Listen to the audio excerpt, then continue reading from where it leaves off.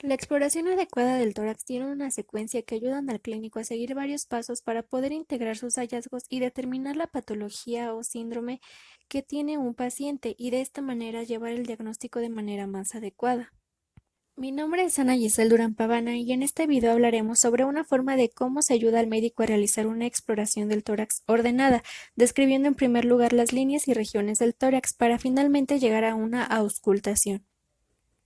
Líneas del tórax son una localización topográfica de las alteraciones pleuropulmonares. Iniciaremos con la cara anterior.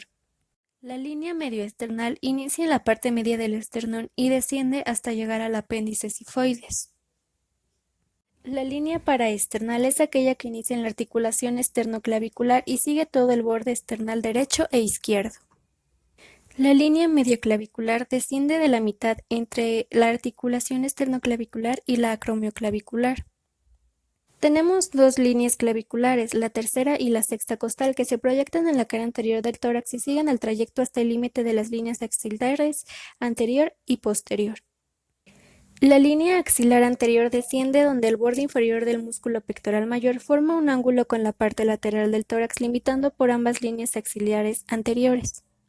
La línea axilar media va vertical descendiendo la parte del vértice de la axila y la posterior desciende el borde inferior del músculo dorsal con el brazo del paciente en manera horizontal. Continuamos con la cara posterior en la cual encontramos la línea vertebral, la cual sigue el trayecto de las apófisis espinosas de las vértebras, seguida de la línea escapular, la cual pasa por el borde interno de cada escápula. A continuación, la línea escapuloespinal, la cual sigue horizontal a la espina de la escápula y cruce de las apófisis espinosas en la tercera vértebra dorsal. Y finalizamos las líneas del tórax con la línea infraescapular, la cual es una línea horizontal que pasa por la parte inferior de la escápula y la séptima y la octava apófisis espinosa dorsal. Continuamos con las regiones del tórax iniciando por la cara anterior del mismo. Comenzamos con la región supraclavicular, la cual se encuentra limitada por la clavícula y el borde superior del músculo trapecio y posterior del esternocleidomastoideo. Continuamos con la región supraesternal, la cual se limita por la parte superior de la horquilla esternal y el borde anterior de ambos músculos esternocleidomastoideos. La siguiente es la región infraclavicular, la cual inicia en el borde inferior de la clavícula y sigue la línea medioesternal para terminar en la axila anterior. Continuamos con la región mamaria, la cual inicia en la glándula mamaria como tal y pasa por el borde inferior de la región infraclavicular para llegar a la sexta costilla. Continuamos con la cara lateral de las regiones del tórax. Iniciamos con la región axilar, la cual va de las líneas axilares anterior y posterior a ambos lados con límite superior e inferior que constituyen el hueco axilar y la sexta costilla respectivamente, seguida de la región infraaxilar, la cual tiene como límite inferior la región axilar y las costillas falsas.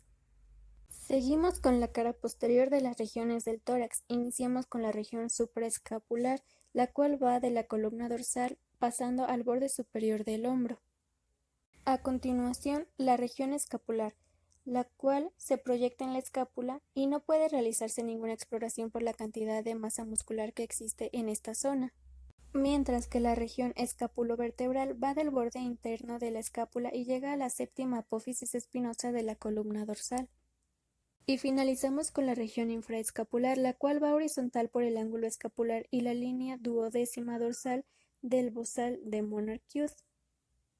Una vez evaluadas las regiones y líneas torácicas, pasaremos a la auscultación pulmonar para detectar ruidos pulmonares anormales o normales en su defecto. Iniciaremos con una vista post en donde la escápula es de suma importancia y como ésta se oculta cuando tenemos los brazos en reposo, le pediremos al paciente que los eleve. De esta manera descubriremos el borde escapular y será mejor su observación. Para la auscultación realizaremos la identificación de los puntos que irán desde los ápices, los espacios interescapulares y la base de la escápula, teniendo de manera total 8 focos de cada lado, y la auscultación se realizará de manera bilateral. Y para la auscultación pulmonar en la cara anterior del paciente, como el corazón es un medio contaminante por el ruido que produce por la frecuencia cardíaca, la auscultación se realizará a nivel del primer espacio intercostal, de la línea clavicular media y del quinto y sexto espacio intercostal con la línea axilar anterior. De esta manera, el terapeuta cardiorrespiratorio realizará la auscultación con su estetoscopio en los diferentes puntos pulmonares para dar un diagnóstico más certero de lo que puede estar cursando nuestro paciente.